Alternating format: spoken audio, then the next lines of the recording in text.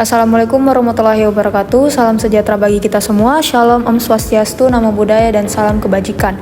Kami dari kelompok 2 akan mempresentasikan materi batang dari mata kuliah farmakognosi. Adapun anggota kami yang pertama Amelia Cucan Tanggo, yang kedua Muhammad Taufik Nur Rispan, yang ketiga Natasha Auliasan Nurul Alia Kalila, dan yang terakhir adalah R.A. Asis Karsari Swedewo. Adapun pengertian batang merupakan bagian utama tumbuhan yang berada di atas tanah yang berfungsi mendukung bagian tumbuhan lainnya seperti daun, bunga, dan buah.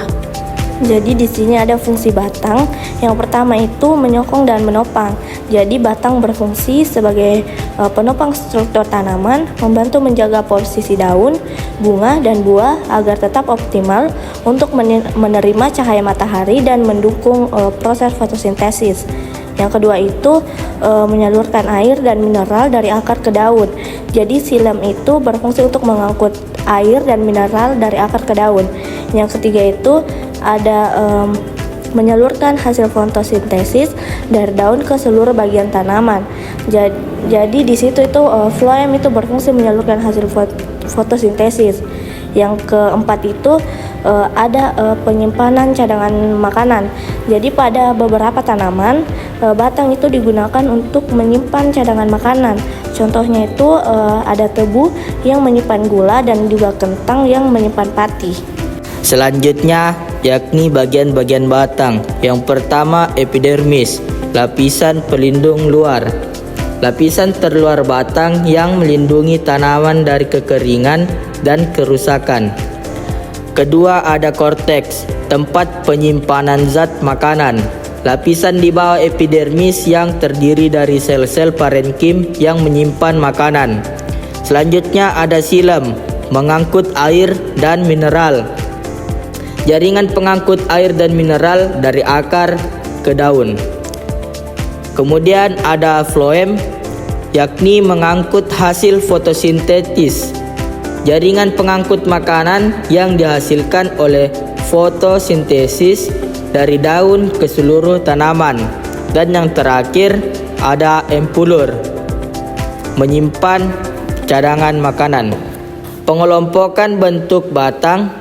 Pertama, batang berkayu, keras dan kokoh. Contoh pohonnya ada pohon jati dan pohon mangga. Kemudian batang basah, lunak dan berair. Contohnya ada bayam dan kangkung. Kemudian batang rumput, beruas-ruas. Contohnya yakni padi dan jagung. Baik, di sini ada proses penyaluran zat pada batang. Batang berfungsi sebagai jalur transportasi utama bagi berbagai zat penting yang mendukung kehidupan tanaman. Yang pertama, air dan mineral. Diserap oleh akar dari tanah melalui rambut akar, diangkut ke seluruh bagian tanaman melalui jaringan xilem yang terdapat di dalam batang. Yang kedua, hasil fotosintesis. Gula dan zat makanan yang dihasilkan oleh daun melalui fotosintesis diangkut ke seluruh bagian tanaman menggunakan jaringan phloem. Yang ketiga, dukungan pertumbuhan dan perkembangan. Penyaluran air, mineral, dan hasil fotosintesis mendukung berbagai fungsi biologis tanaman, termasuk membentuk sel baru, penguatan struktur, dan penyimpanan energi. Oke, selanjutnya ada peran batang dalam ekosistem. Yang pertama, di mana menyediakan habitat bagi makhluk hidup, di mana ini berarti batang tumbuhan menjadi tempat tinggal, perlindungan, atau sumber makanan bagi berbagai organisme di ekosistem. Contohnya yaitu serangga pada batang pohon.